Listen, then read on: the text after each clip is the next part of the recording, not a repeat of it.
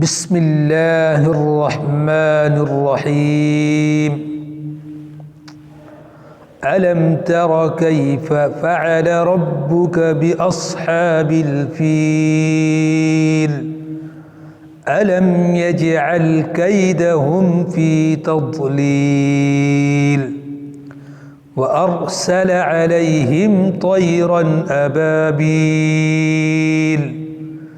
ترميهم بحجارة من سجيل فجعلهم كعصف مأكول.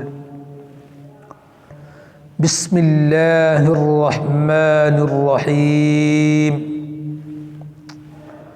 ألم تر كيف فعل ربك بأصحاب الفيل ألم يجعل كيدهم في تضليل وأرسل عليهم طيرا أبابيل ترميهم بحجارة من سجيل فجعلهم كعصف مأكول.